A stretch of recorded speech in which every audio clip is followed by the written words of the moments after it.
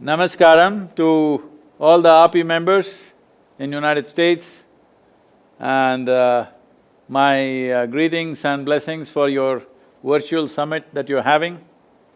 Well, these are hard times for everybody and lot of hard work for the doctors, and all of you have done great work. You and your clan across the world, the doctors both in India and in the rest of the world have done such a fantastic work. I know these are really hard times for medical professionals in terms of the work hours and the way the demanding situation is taking, but these are challenging times. It's only in challenging times we have an opportunity to show what kind of human beings you are. I'm sure all of you will rise to this occasion and show what wonderful human beings you are. My greetings and blessings to every one of you. The strength of life, how strong and powerful your life is, simply depends on this, that you have placed everybody's well-being well above your own comforts and pleasures and even your own well-being at many times. When you do this, there is a powerful atmosphere around you. This is an atmosphere where I'm saying for many of you with your families, this is the kind of atmosphere that your children should grow up in, because that had such a powerful impact on me.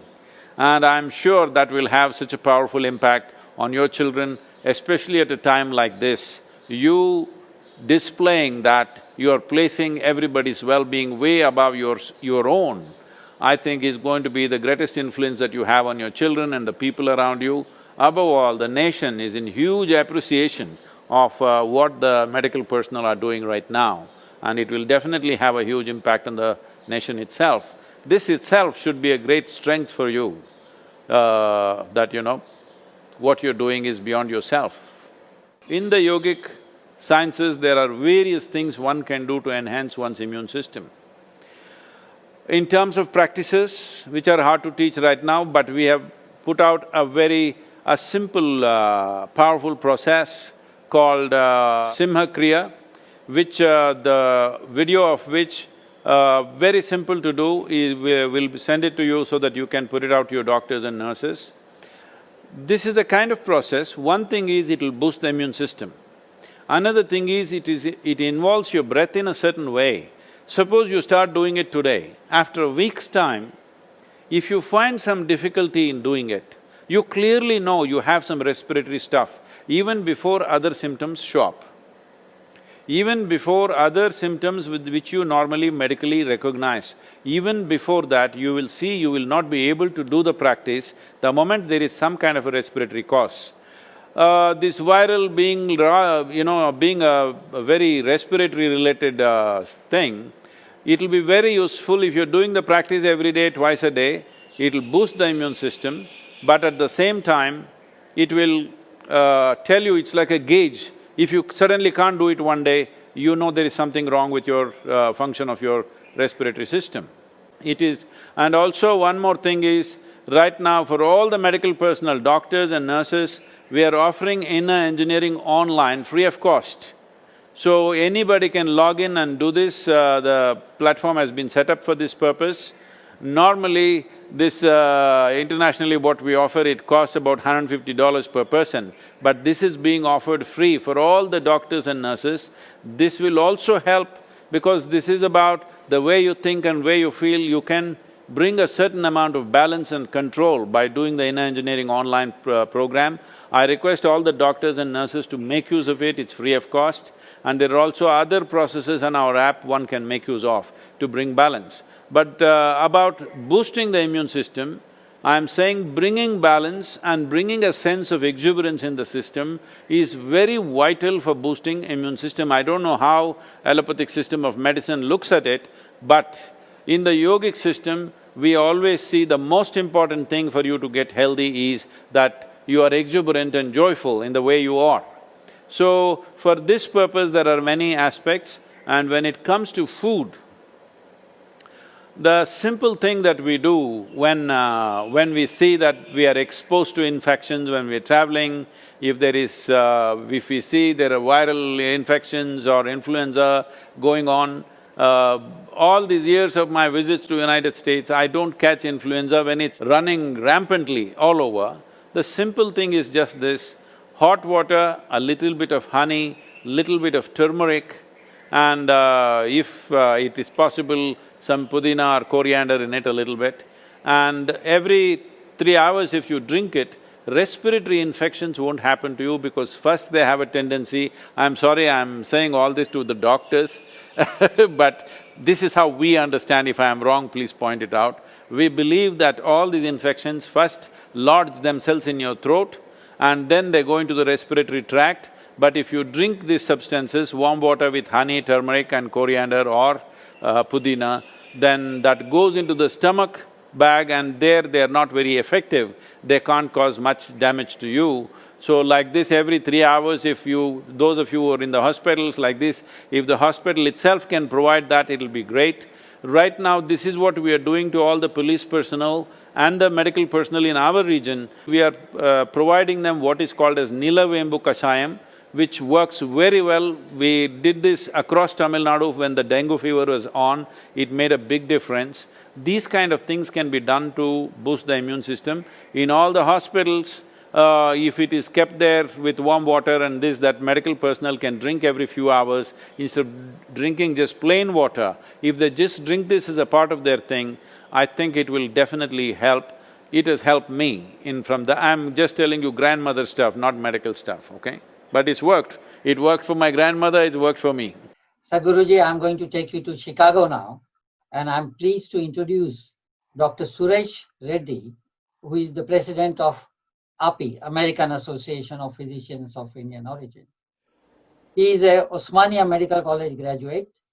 Suresh is a clinical fellow, interventional neuroradiologist of Harvard Medical School and is currently chairman of radiology at Heinz Medical Center, Chicago.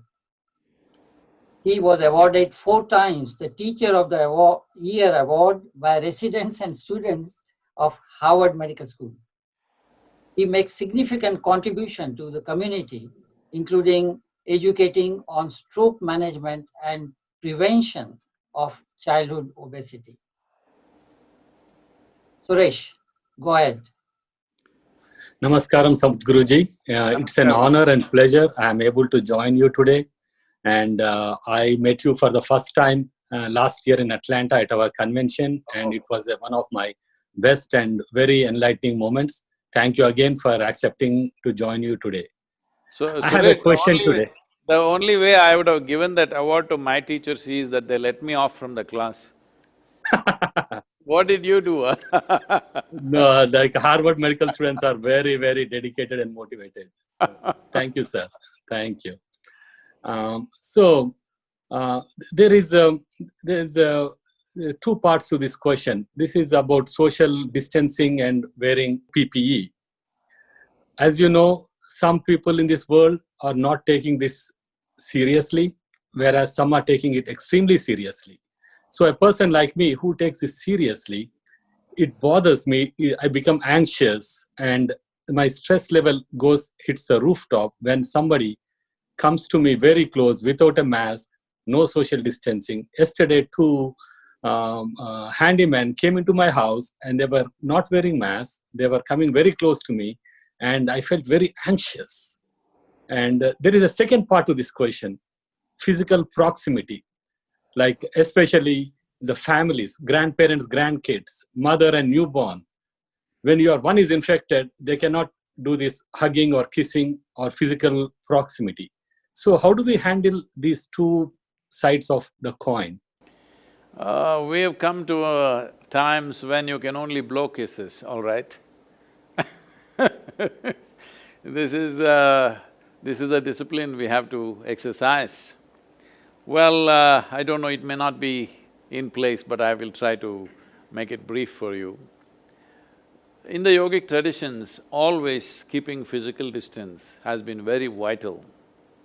No handshaking, no hugging, no kissing, this is the only greeting we do. We do the same thing to what we think is… what we see as divine, we do the same thing to the man, woman, child, animal, tree, rock, whatever we see. This is our greeting for everyone, including the divine. At the same time, why this is so is not necessarily because we were thinking of infections, because with every contact that comes with the body, when one becomes sensitive and receptive, you want to be receptive. When you become receptive to everything. There is no filter, I will only receive good things, I will not receive bad things, there is no such filter. Everything goes into us in terms of memory and impact on our life. This is called as Runanubandha, you might have heard this word from India. So the thing is, the memory imprints keep on getting complicated with more and more physical contact. So always like this, when I come to America, people ask me, Sadguru, where is my hug? I said, I have it in my pocket, I will come to you tomorrow. Today, like this. But I understand this thing, there are a lot of very brave people. Very brave people are already dead. These reasonably brave people want to give it to you. So they're acting, they're just to fulfill their compulsions, they're coming up with philosophies of freedom, rights and nonsense and all kinds of stuff. Fundamentally, they need to drink, they need to drug, they need to go to the party, they can't sit in one place, that's their problem. They don't want to address that. They want to project this as some kind of a freedom that they have to go on the streets and infect everybody. And people are talking about herd immunity, scientific words are being thrown around by just about everybody. If herd immunity has come, as many people have said, minimum 60 to 80, anywhere between 60 to 80% of the population has to be infected. This means we will literally wipe out our geriatric population and also affect children below 1 year of age, and also all those vulnerable population, we may take them out. And that will amount to millions and millions of people on the planet. This herd immunity, what people are talking, is quite an irresponsible thing because that will inevitably happen at a later time, some point. But this is not something that you work towards, because in the process, the number of lives lost is not going to be simple. So this level of irresponsibility is because one thing is ignorance, another thing is today anybody can put up whatever they want on the social media, everybody running their own campaign, how this virus itself is fake, it doesn't exist. You know, to that extent it's going, a lot of voices from America are saying, it doesn't actually exist, they're just making it up, it's somebody's conspiracy. So that is because they want to have a haircut, they want to go to the bar, this is the real thing. So for this they're making up all this, this is a time when how responsibly you behave. By simply not doing anything, you can serve the world. These are rare times, you know, for those lazy people. If you don't do anything, you will serve your nation and the world and humanity in a huge way. At least that much they must do. If they can't take up some important work and do it, at least that much they must do, they must keep themselves to themselves. But unfortunately, they are not doing that. I understand the concern because it's everywhere. In United States, it's showing up on the streets in a big way, but in India also there is a segment of people who believe their God will take care of them, they don't need to follow any rules. Well, God may not take care, may take you, that is the whole thing. The whole thing is not to be taken by God, that is the important thing about life That is why the mask, that is why the social distancing behavior, all this. Unfortunately, even in a time like this, as a generation of people, when we have the highest capability to communicate to every human being on the planet in terms of social media, in terms of internet and everything, in spite of that, at a time like this, so easily you can misinform people is a terrible thing, but unfortunately it's happening. We would assume compared to previous pandemics like the Spanish flu, whatever, when there was no communication, whatever your neighbor said was the truth, you were always confused about what it is. But today we thought very easily you can put out the medical facts and say this is it. But unfortunately, look at this, how it is happening. It doesn't matter what technological tools we have, till we transform individual human beings, this is how it's going to be. Technology doesn't really solve the problem, it is only complicating the problem. Thank you, Guruji. And I have another smaller question. There is this suffering about these migrant workers, and every time I see them, it's like so heartbreaking. How to cope up with that kind of anxiety, and there's so much suffering going on. And also I have another request. in the last week of June, we are doing a worldwide COVID medical summit, and I would like you to come for a few minutes and bless us. Thank you. About the migrant workers, I'm not trying to play it down, definitely it is happening.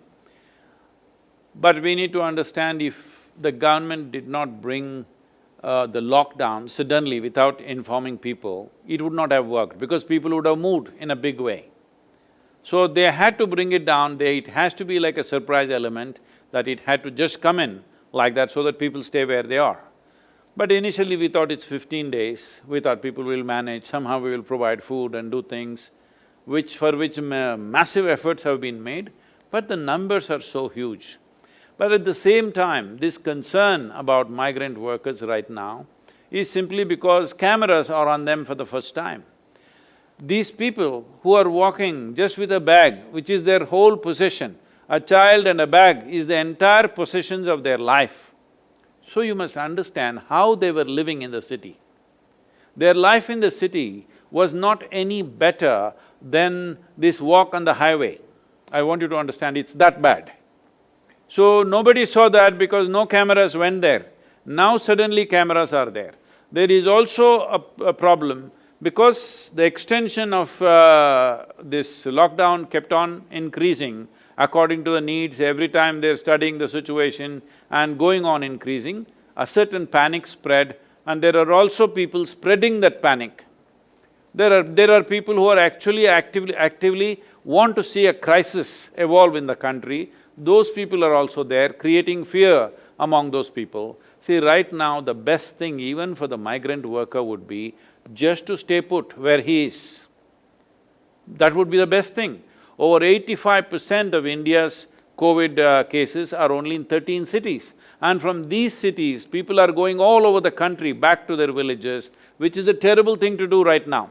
But for political reasons and for whatever, some people have fun seeing a crisis, that's the whole problem. People created so much fear and now they want to go back to their villages. When they go back to their villages, are they going to leave the virus in the train and go? They're going to take it to their families. People who are completely safe in the village, you're taking the virus to them, but now you can't stop them, it's become such an emotional issue. See, you being in Chicago, you have also seen those terrible images of people suffering and it moves your heart, it moves everybody's heart. But right now is not a time to go by our emotional responses. This is a time to do the right thing so that this doesn't become across the population and everybody suffering. We must limit it. That is the only thing we can do. We don't have a solution for the virus. Only solution we have is, fortunately, the virus chooses us as a mode of transport. All we have to do is just stay in one place, no matter what. Whatever our emotions are, whatever our situation is, just stay in one place. If this discipline the entire world, without a single person breaking it, if you do it for 15 days, it's gone. Am I right, sir? I'm asking you as medical opinion. That much we must do. You're perfectly correct, you're perfectly correct. So, again, I would like to request you to come for a few minutes and bless our global summit happening in the last week of June. Thank you, Guruji. It's an honor and I'm humbled and also I'm blessed to have these few minutes with you. Thank you. Thank you, Suresh. Sadhguruji, thank you very much. Your point about herd immunity is very, very interesting.